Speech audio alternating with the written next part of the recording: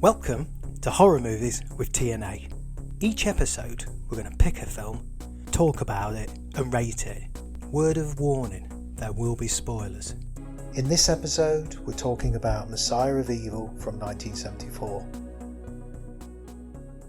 To scar my breasts, eat insects, lift my dress, and urinate on the floor. Yeah, it sounded like Leonard Nimoy. Do the impression. That is rather than a doctor. Brilliant stuff. Anyway. Woo, ghost. Hi, Tony. Welcome, everybody, to another great episode of Horror Movies. Whoa. Another episode. That's, yeah, okay. Stretching it. Great, yeah. Anyway, any films you've watched recently? Abigail, which I believe you've watched as well. Yeah, I thought it was okay. It was all right. Yeah. It was good fun, is a way of putting it, which you don't normally say about many horror films. Woman of the Hour as well. Oh, is that the one that's based on the serial killer? Yeah. Where they go on a dating show. Yes. Can't remember, but the equivalent in the UK would be Blind Date. Yes, and it stars the lady from Pitch Perfect. Can't remember her name. In fact, she directed it as well, yes. didn't she? Yeah, and it's really good. Yeah. I think she directed it really well, and I think it's pretty... There's a very tense bit in the car park where you don't know what's going to happen to her. But yeah, I thought it was pretty good. Then another one that I thought was really good. It's an acquired taste, definitely, because my partner really didn't like it. Well, I think she tolerated it, but there's a couple of bits she goes, what the hell is this? Sasquatch Sunset? Oh, yeah.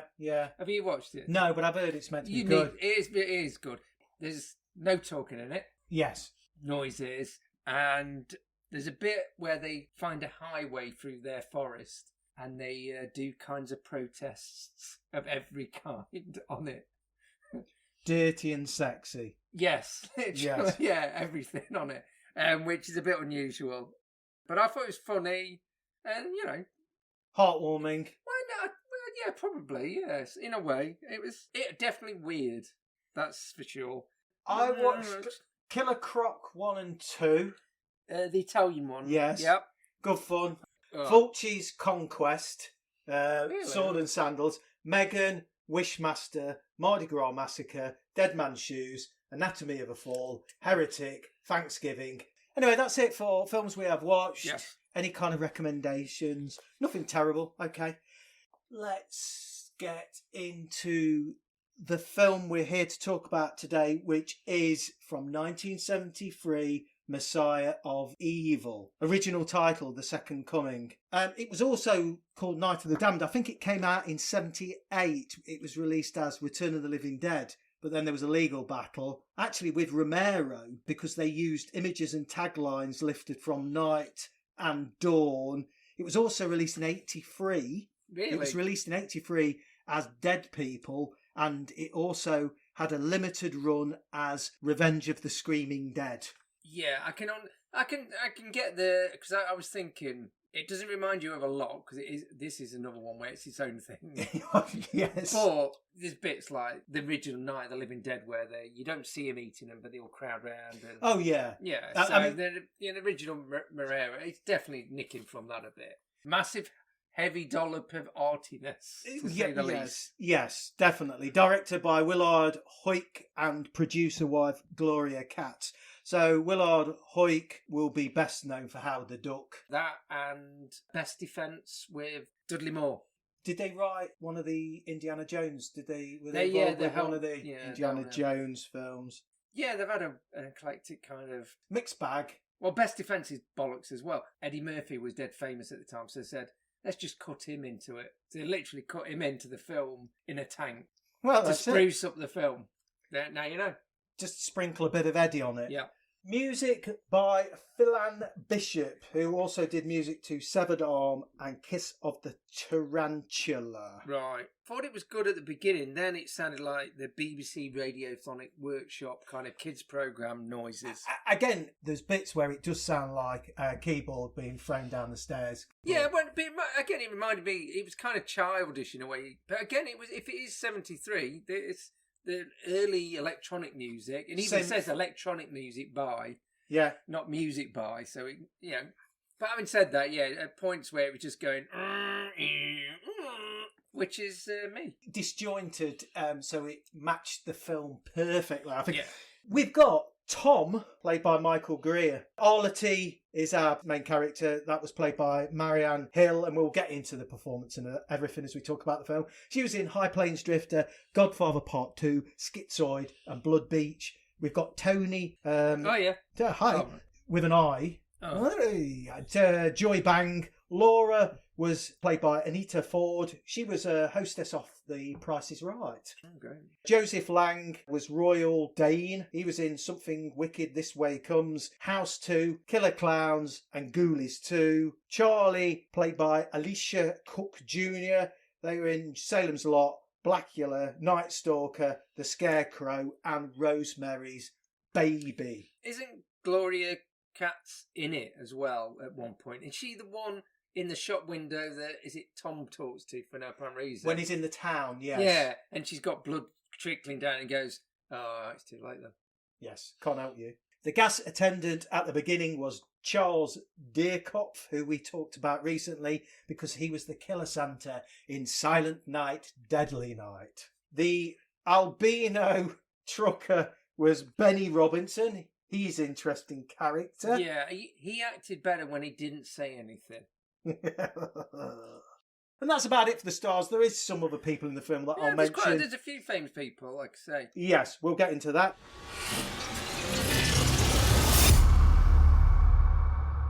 Let's start. Messiah of Evil. A panic-stricken man runs down an empty street. A young girl offers him shelter through a gate. He lies down on the floor. As the girl bends over him, a razor across his throat. Bit creepy, this. Mainly because, not in a creepy, scary way, the girl must be fairly young. Yeah, she seems like a young girl. Kid. When she's like putting her hand to sort of touch his face, he reaches under, like, to grab her and go, "Oh, lovely." And it's a bit, no wonder I'd kill the fucker if he was being a bit wrong. I think it looked wrong. I don't think it was trying to suggest that in the film. I think he was just thanking her and he was a bit desperate. Piercing synth, Messiah of Evil, white on red. Has this scene got anything to do with the rest of the film? You decide. No, I've already decided. No. Yes. But it's okay. Start. It's padding. It draws you in immediately. It literally has nothing to do with the rest of it. I mean, well, God, it could do and it might not. I mean, it's hard to know. Blurred corridor, psychiatric hospital. Right.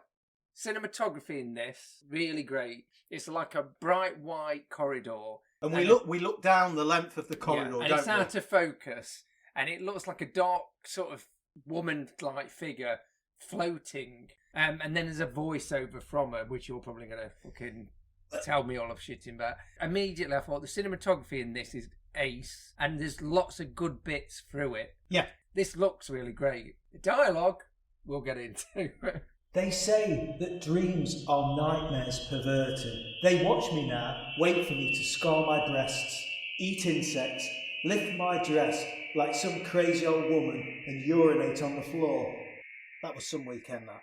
I mean, a lot of this story is mainly told from her thoughts and extracts from her father's diary that we learn she's going back to this town to search for her father. There's a small town on the coast. They used to call it New Bethlehem, but changed it to Point Doon after the moon turned blood red. So straight away, it nicely sets up the story. No one will hear you scream! And then she begins to retell her story. Okay? To be quite honest, it's a shame that they started it with a bloke. If they started it with this, I think it would have been better in a way. Yeah, I kind of like the first bit. I kind of like that none of it made much sense really as well.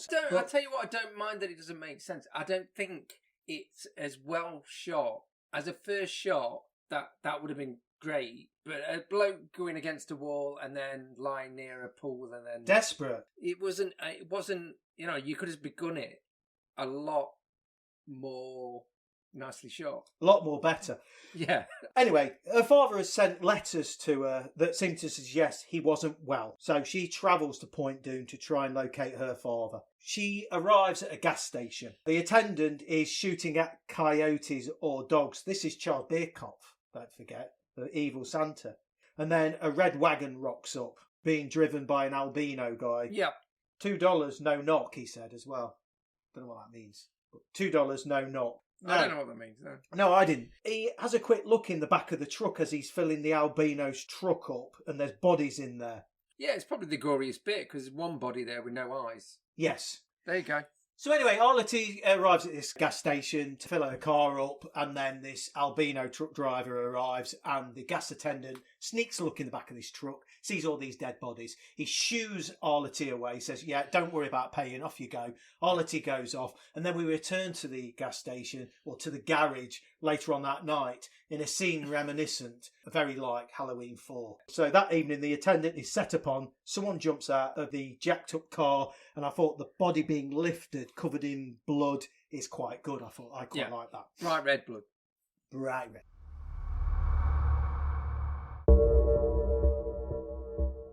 Arlety arrives at Doon to her father's place. When no one answers, she breaks in. Which is, yeah, I thought that was Which is a bit out of character.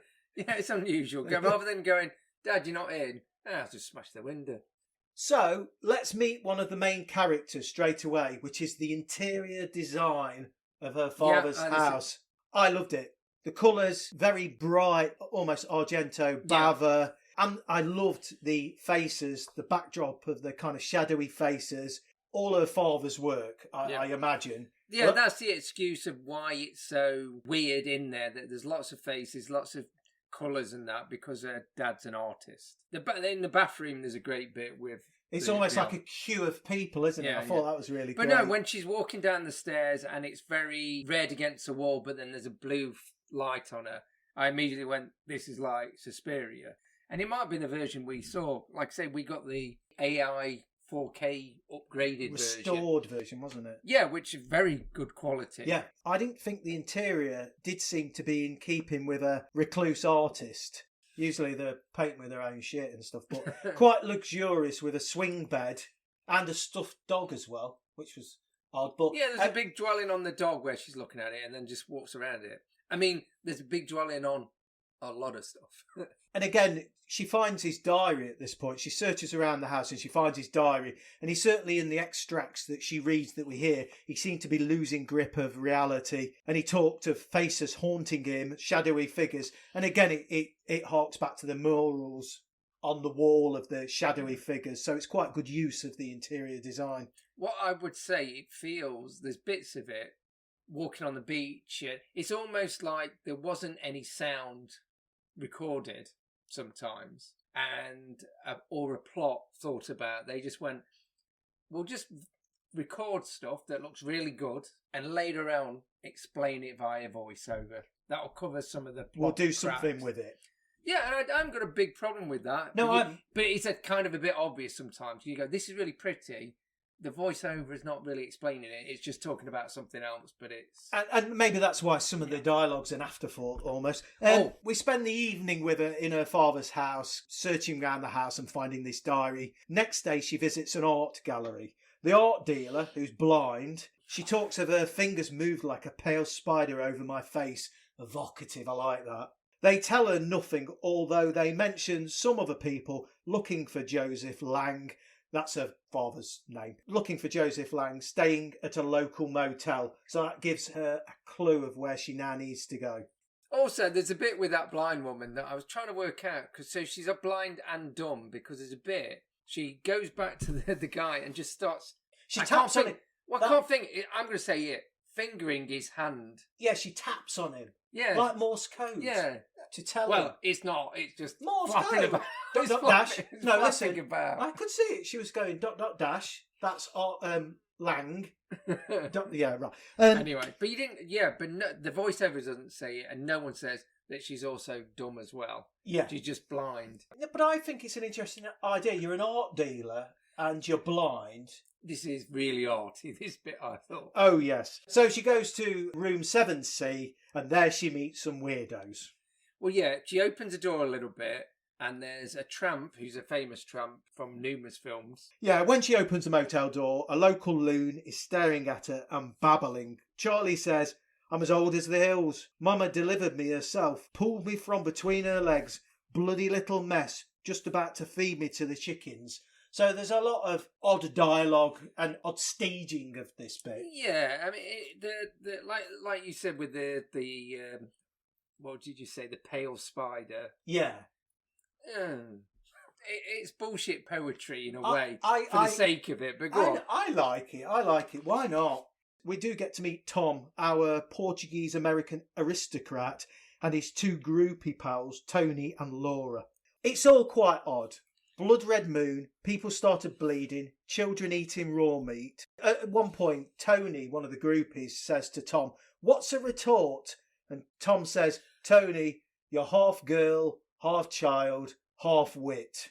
But everything's slightly strange, isn't it? Slightly off, because she kind of just wanders into a motel room and sits herself down, and there's no dialogue to introduce herself. There's no kind of saying, no. "Who are you? Why you just walked in this room?" Everybody, it's just kind of free and easy, and she wanders in. Arlety leaves, and she's stopped outside the motel by Charlie, and he gives her some advice about kill him, don't bury him, burn him. Yeah. And that, as you say, that does come back later on. Next day, she asks in town, and there's no information. At times, I make noises that don't seem human. Quite good shot. She's reading bits, and then there's a figure on the wall, almost looking over her shoulder. Whether any of this is intentional, I don't know. But I thought that scene was quite good. Tom and the girls turn up at her father's house. Yeah, again, you could say, how did they know where to go? But let's not get into that. No, exactly. They just turn up and go, we're stopping here. Well, to be honest, Tom's become very intrigued by the legends of this town, and he's drifted towards the beach anyway, and this is a beach property, so maybe he just made his way there anyway, or maybe I'm making excuses. They explain to Arlety that Charlie's been killed. His body was found dead, half eaten by dogs. The police came and questioned him. Needless to say, they weren't very understanding, what with me and my two travelling companions, because I didn't understand why they'd suddenly be under suspicion just because they were in the motel. But anyway, that was me. I'll cut that out. Tom is interested in the legend of Point Doon, the Blood Moon, the Dark Stranger, and his return after 100 years. So that's really piqued his interest. He wanders on the beach and sees the townsfolk staring at the moon, the waiting. At one point, Tony says of Tom and Arlety, he's just farting around with her. And then Laura says, well, let him fart around with her. Oh, my God. I'd wonder what a bit of PG certificate nowadays that the film would get, by the way. If you're expecting something that's really sort of gory and you horrifying. take your teenagers to see this, it might screw them up for life.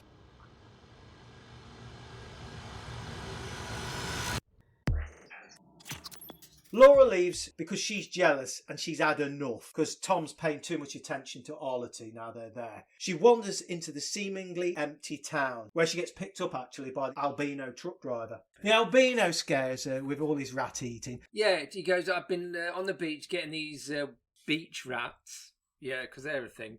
Would you like to try one? And she goes, no, I'm all right, and I'll probably get out. I'll pass on that, thank you. Actually, he does say, do you like Wagner? And they kept that in because he mispronounced Wagner, and they kept it in anyway. There you go. She jumps out. She's had enough of that. And she makes her way to Ralph's supermarket. This bit, but I noticed that she's at the side of the car and she goes, Jesus Christ, or whatever she says. Or Jesus, I think she goes. She's very close to the truck. As it drives off, it hits her in her side, in right-hand side. Does it? I didn't notice that. Yeah. And she sort of grabs herself and goes and carries on trying to act. But it obviously hurt her. It clips her. Yeah, it clips her and it looks like it properly hurts as well. I don't know why I see these things rather than just watching the film, but I see dead people. Now, this is one of the signature scenes. So when you read about the film, they talk about this scene quite a lot. Yeah. Empty, she wanders the aisles until she spots a few people at the end. She finds lots of them all eating raw meat. It is at the meat counter, so it's fair yes. enough, isn't it? You know. They all turn to look. You can eat raw meat. All right. Well, I don't know. Steak tartare. Stay. Ta-ta. Yeah, I don't know if grabbing it from behind the counter. Whoa! What are you saying there? Grabbing it from behind the That's what they're doing. They're grabbing it from behind the yeah. counter. That's not a... Eating meat, grabbing it from behind the counter. Okay. She goes into this empty supermarket and she follows a few people at the ends of the aisles, and she eventually finds them feasting upon raw meat at the deli counter. They all turn to look at her and chase her. I mean, what I would say in terms of the casting, I think they've just grabbed a few people off the street. That's the pure beauty of this film, because they could have picked, but it feels like they've literally grabbed hold of the people. Family and friends, from I that. think. Yeah.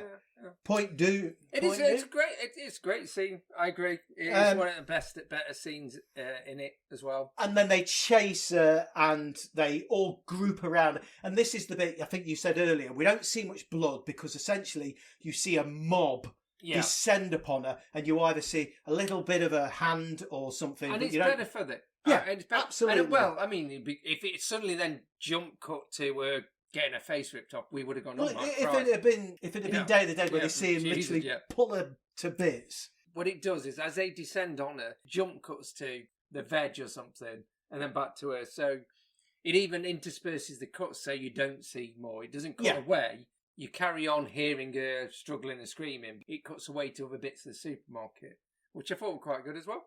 Arlety wakes in the night thinking her father has returned. A picture falls and scares her, and then a painting begins bleeding from the eyes. And the bleeding eyes, we see this throughout the film. Yeah. A prediction. Premonition? It's a premonition of what's an about. omen. It's an omen of what's about to happen. I'm not sure that's right, but go on. She begins to think she's losing her mind, similar to the extract from her father's diary. In the middle of the night, Tom and Arlety are talking on the bed, and Tony can't get any sleep. I particularly like the bit where she went and lay on the swing bed and she was trying to get to sleep, but whichever way she looked, there seemed to be a shadowy, gaunt face staring at her. It was really good use of the interior design of the house. So there is a discussion in the house between Tom and Arlety, where he comes down and she's in a blouse or something. She's not naked, but she's getting ready for bed. I mean, he does say choice bits of dialogue. He's great, but he's an aristocrat. Yeah. Anyway, so he comes down the great stairs that they use a lot, actually, because they all go with all the big memorial in the background. But there's an escalator as well, isn't there? Well, it looks like it. Yeah, in the background as well. Not an actual escalator in the house. It's painted. It's not a real one. But he goes, "Can you help me? My zipper's stuck on my vest. My zipper's stuck." Yes, it's a big pause. Very suggestive. On my vest. So you go, "Whoa, what you... Oh, on your vest. Why have you got a zipper on your vest on your side?" It's like a waistcoat, isn't it? I think but it's got buttons at the fucking front. When you're a gentleman of aristocracy, you can't be asked with buttons. No, you may not, because if you have to go to some kind of official dinner, you haven't got time for buttons. You've got to zip yourself in. And she immediately goes, "All right," and immediately zips it. And it's very. He goes, "That was quite easy, wasn't it?" He's playing a game. And then after that, you don't just unzip a man and say goodnight. Yeah, because I think the suggestion was he wanted to wank him off. There's a lot of sexual politics going on in this scene. It is hot. But the point is, he does that, and then he goes, "Right, I'm tired, I'm going to bed." Hang on, you just said you don't just unzip a man and say goodnight, but then you're saying goodnight. I mean... The problem here, but I think they're both sending out a lot of mixed messages in this scene. I tell you what, me too. Me too. And that's a movement I'm jumping on. You don't just unzip a man and say goodnight. You don't know, do you? One bit I liked... I don't know why it bothered me. One bit I liked at this point, and this builds up throughout the film, is we see somebody at the frosted glass, a shadowy figure staring through the frosted window. Love it. All right. Arlety gets a phone call. They found her father on the beach. The wooden statue he'd been building had collapsed on him, which I thought was very funny. Yeah. And it looked rubbish. And it was dog shit. And you only know that from the voiceover. This is where none of it's fucking explained. There's a load of the voiceover, but the voiceover explains it. Yeah, I like but that. But if you just had that without the voiceover, you're going, So what's she doing with this? Why is there a load of divers on the beach? He'd been building a statue. The statue looked rubbish. It was like a shopping trolley, couple of pallets, but it had collapsed on it. And a bit of metal. Why are you going to build a statue on such poor foundations like sand? And also, it's not a dad, so it's a random that probably did have a statue fall on him. He was just there. But she knows it's not her dad. He's got big, rough, she feels his hands workman hands. Yeah. He's got big, rough workman hands, so she knows. That's a bit of detective work. Well done, Arlette. It's the only useful thing she does in the film. Yeah. What made me laugh also is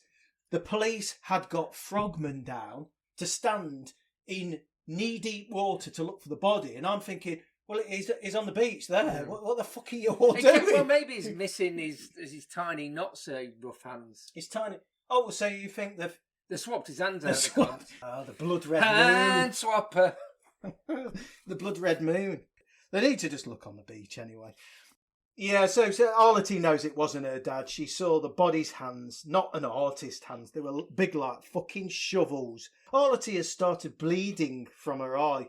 Tom suggests Tony go to the movies. Then we see a bit of we start to see a bit of the blood moon as well now. Yes.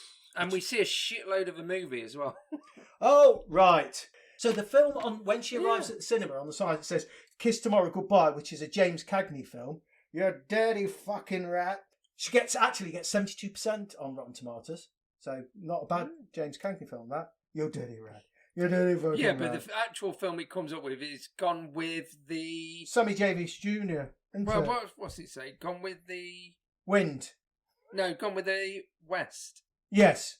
But he has got Sammy Davis Jr. It shows a hell of a lot of it. So it's weird that, a lot. Yeah, for such obviously, I'm not going to say cheap film, but it was not made with a lot of money.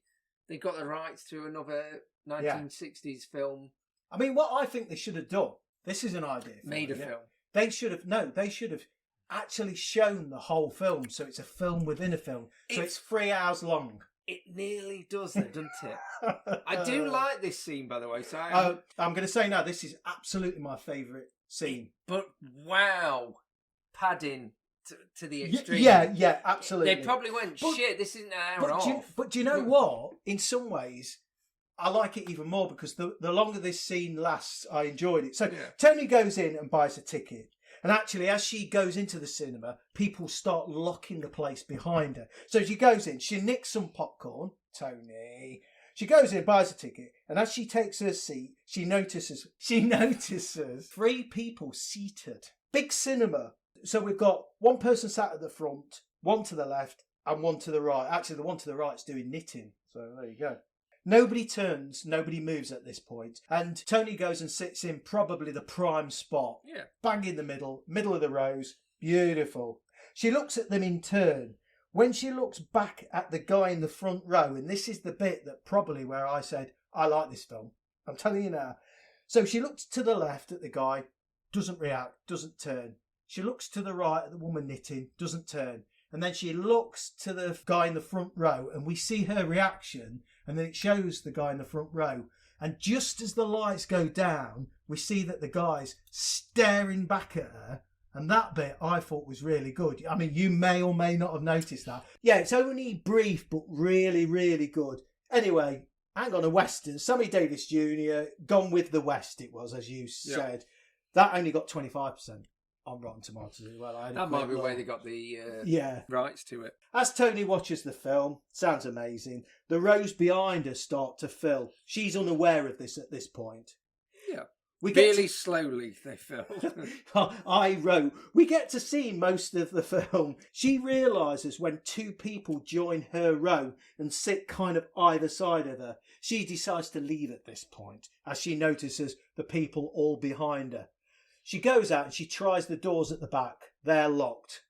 They all ignore her still, all still watching Sammy Davis. When she runs to the front, she turns and at that point they all stare at her.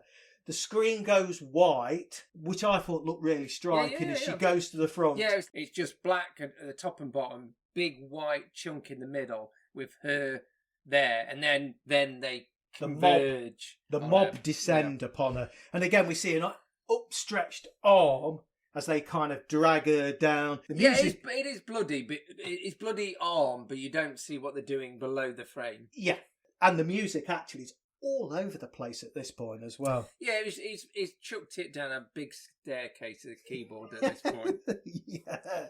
Another shot of a red moon to show you that the red moon's on its way and there's more people being affected. Arlety continues to wander around all cow-eyed, bleeding. Tom goes into town searching for Laura and Tony. He wanders the empty streets, then suddenly they're on him. Actually, that was quite good as well because it showed a tracking shot of him wandering the streets and there's nobody around. And then suddenly he kind of looks over his shoulder and there's a few there that give chase, which I thought was quite good. And then he looks back and immediately there's someone, an older woman, like scratching his neck or something. I think, biting or clawing at him. Yeah.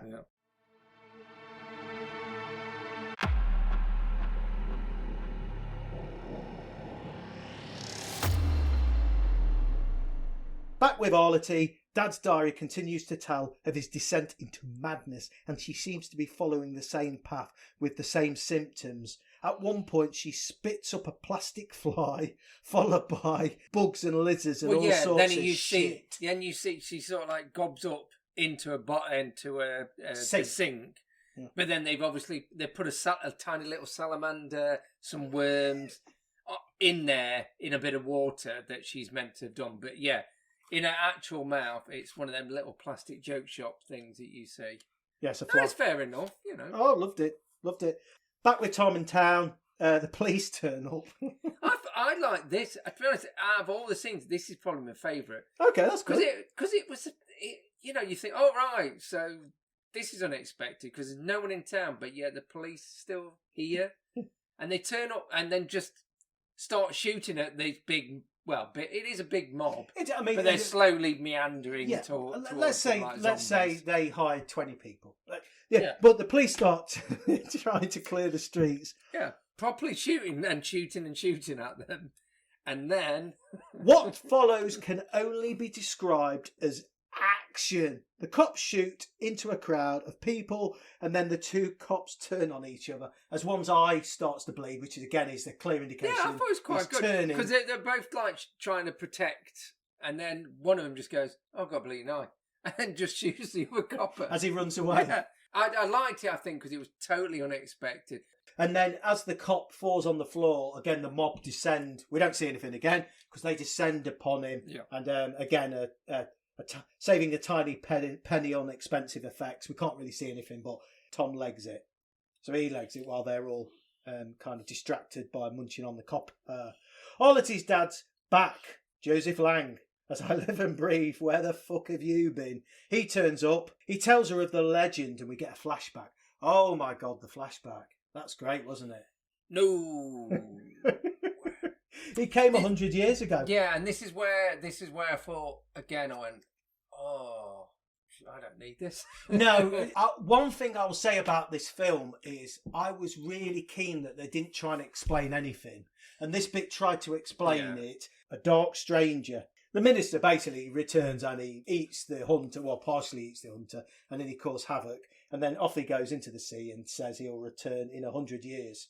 So I suppose it's 1874 when he's come back in 1974. Big reveal. 73, if that's where it was made. I really like this bit, and I'll tell you why. Because Arlety's dad then starts throwing paint around and he splashes blue paint on his face, which I love. Well, yeah, he splashes red paint up the wall. And I thought, I did laugh at that. He rubs it into his face. So when he opens his eyes, he's got bright white eyes and big blue face. I just thought Blue Man Group. Yeah, well, he starts to trash the place and then he splashes blue paint on his face. I loved it. Again, very arty. I think they were trying to do, but it's a bit comical, isn't it? She kills him with some scissors, actually, because he tries to attack her, and then she burns him, as she remembers she was instructed to by Charlie. So we get a bit of a... back to that. A really good bit of stunt work there. Yeah. He's on fire for you. Great firewalk. We always like a firewalk, really good. And actually, I thought the burnt remains looked really good as well. So that whole bit, 8 out of 10, loved it. Tom returns next morning to the charred remains of Joseph Lang. more figures behind the frosted glass now, as well as they continue to peer through the skylight, or the atrium, as I call it. It suggests that there's more and more of the townsfolk peering into her father's house. Arletty is hysterical and tries to kill Tom. He calms her down. Then he gets feverish. I think they've both started to leak blood. Evil is getting to them. Well, yeah, he's got blood leaking out of his ear, but not his eye. No. But yeah, she stabs him in the arm, which doesn't help him later on when he needs to do a bit of swimming. Then Tom looks up, and I have to say, I love this again. All the town start breaking through the skylight. This was a bit that I thought was great. Yeah, again, good bit of stunt work as well, because they literally are falling down from a height through some, glass. The atrium, the skylight. Yeah. And you see him jumping and leaping through it. I mean, there's one guy that bounces off a wall. I know. Falls down. It does look painful. Tom and Arletty battle the mob.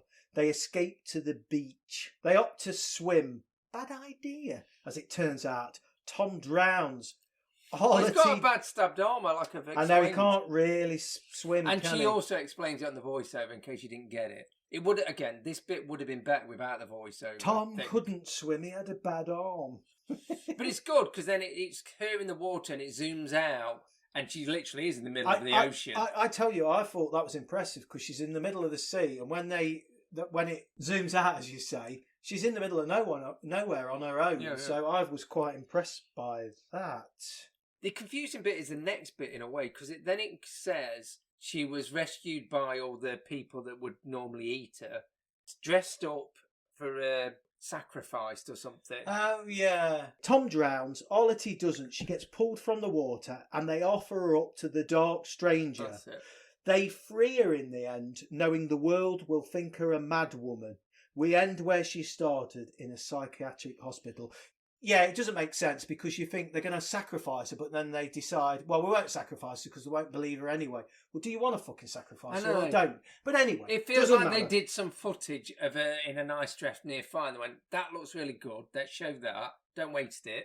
Oh, but then we'll rewind it back to where we started, which was the asylum anyway. So, yeah, and we end up back where she's on the grounds of the psychiatric hospital. We see another few token patients, and then eventually we see her again in the blurred corridor, banging around the walls of the corridor, and again she says again the immortal lines, "No one will hear you scream," and that is the end of Messiah of Evil.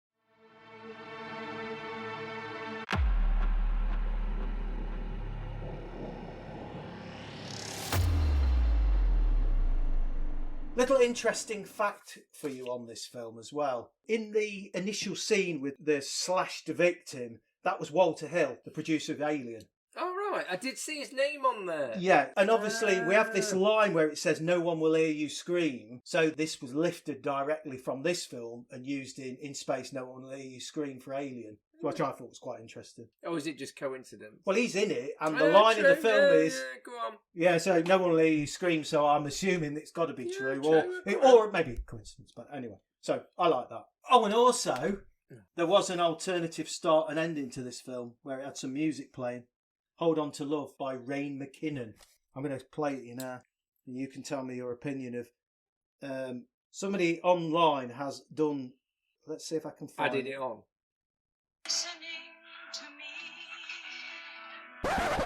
And that is the end of Messiah of Evil. So come on, tell me what you think of Messiah of Evil. So, what I would say is, there's really, really good bits of cinematography in it. Really good bits. And also, that means that the scenes look great as well. So there's really good scenes in it, like in the supermarket. Cinema, when it gets there, is good. The beginning, where it's a bit like a Mario Bava, Suspiria kind of thing. But other bits where I went, you need to bulk this up with something interesting. The voiceover isn't good enough for me to be bothered. And I always think voiceover is a bit of a cop-out. Show me rather than fucking tell me. So based on that, and also what I would say is, though, having said that, it reminded me not just of, Romero's Night of the Living Dead, but also Carnival of Souls, the black and white film. I thought it was quite similar to that. Yeah, as it's well. reminiscent of that. It did remind me of that. Yeah, because it's like white faces just staring at them at points, and Carnival Souls is I do like, so I can't slag this off too much for being not making much sense and being quite at points amateurish. But given that, because it's at scales, I could say, well, it would be 5 because it's somewhere in the middle, because there's bits that I didn't, I thought. And it's not that it's not that there was really bad bits. There was really average bits, but then there were really great bits, I thought. Really, really great bits. But because of that, I'm giving it 6. I do feel I'm being a bit harsh in a way, because I think it is there's really, really good bits in it. That it gets dragged down by these other bits sometimes. I lost interest a little bit because of the not so good bits. So 6. It's worth watching. It's definitely worth watching. I like what it did. I really like this film. I really loved it. Right, so where to begin? It's all over the place at times. And again, at the beginning, it feels as though it's just not going to work. But I think somehow it all comes together in the second act. It feels like it's trying to be pretentious, and I don't think it's got any right to be. Never has a central character felt more like a waste of celluloid, as she spends her time bouncing cow-eyed round the interior of the house, apart from when she's wandering along the beach like Glen Medeiros. The Archduke Tom and his flunkies are annoying at times, but they kind of work. They're not without charm.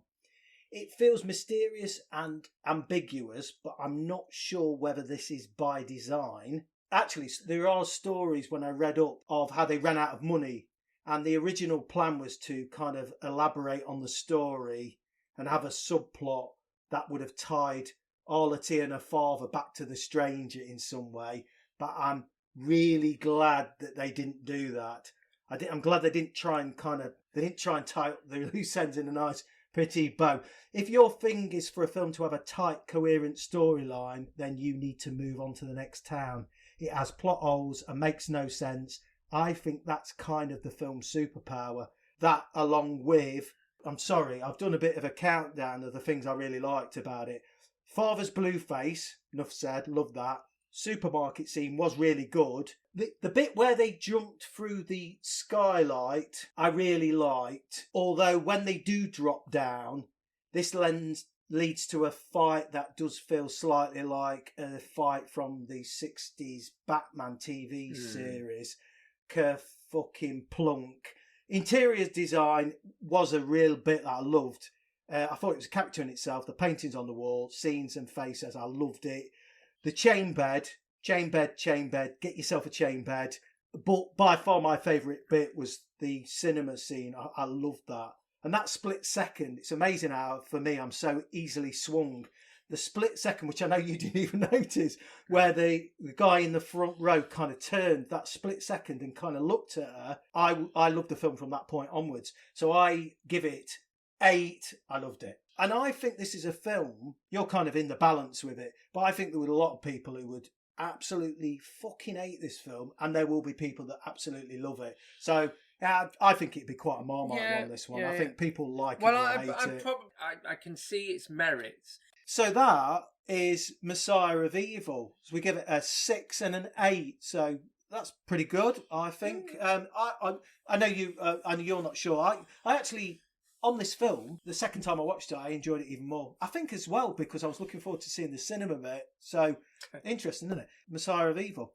That's it. This has been Horror Movies with TNA. Like, subscribe, check us out. We've got loads of episodes.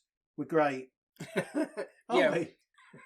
Oh, anyway, enjoy yourselves. Bye, everyone. We love you all. Thanks for downloading. Cheers. Bye.